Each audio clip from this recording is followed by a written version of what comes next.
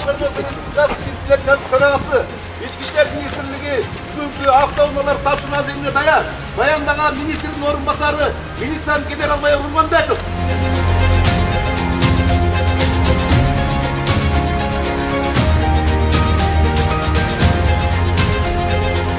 Форманы көргөн ар бир айдоочу топтой тартиптестик, мыйзамды ойлойт.